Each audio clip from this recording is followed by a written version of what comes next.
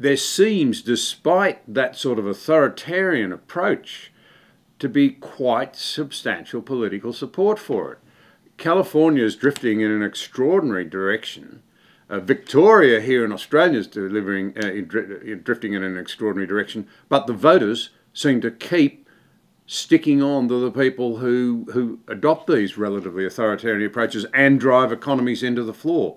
What is it about us en masse that sometimes seems to have us, if you like, vote against our own interests? Yeah, well, as our friend Jordan Peterson often says, you have to give the devil his due. And I think the branding of the left, you know, that everything is about tolerance and diversity and they're much nicer and people on the right are mean and cruel and only care about money, you know, these very simplistic ways of looking at things. I always say it's a very thin veneer, of course, and when you tear that veneer off, you see something much nastier beneath. But I think what they've largely convinced people is that, okay, if you're in California right now, sure, your state income tax is high, you're not getting a lot in return, your streets aren't that great, there's crime, there's homelessness, you know, a lot of shops are closing, all of that, they don't really deny that that's true. Even Gavin Newsom will admit some of that stuff.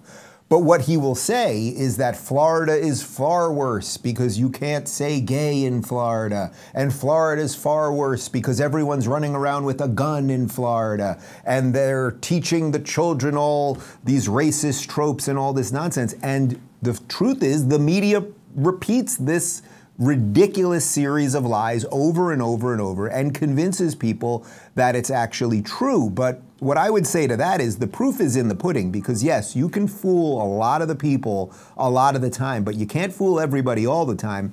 And those numbers that I told you before about the million moving out of Cali and where they're going, there is nobody leaving Florida going to California. There's nobody leaving Texas to go to New York. It's only going one way. As a matter of fact, the big joke during COVID was that our U-Haul trucks, you know, the rental trucks to move, and this happened to me when I was moving. We needed 3 trucks to move all of my stuff, 3,000 miles across the country.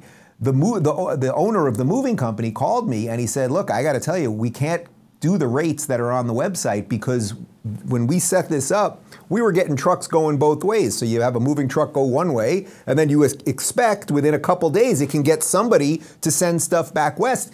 He said, nobody's going that way anymore, so we can't honor those rates. We have to charge you more for that. So that tells you everything you need to know.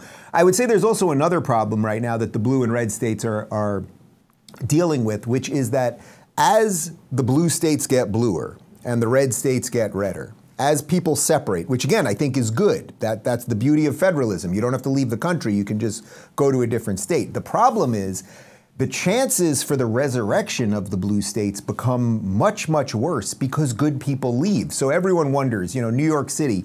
I grew up in New York City. I was there for the 20 years under Rudy Giuliani and Mike Bloomberg, where it was an absolute renewal of a city, and it was safe and businesses were flourishing, and it was a wonderful, wonderful place to live and be part of the arts and all of those things.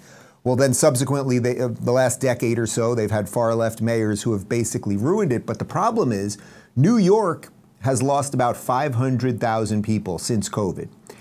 This last gubernatorial election in New York, Kathy Hochul, who's the current governor of New York, she won re-election by about 450,000 votes. Now, it's not to say that every single person who left would have voted for the Republican, but we know that the bulk of them would have. And that separation now is causing the disparity in the states. And I don't know what to do about the cities. I talk about it on my show almost every day. And if you live in a big city, in a big blue city, in a big blue state, my only recommendation would be to move.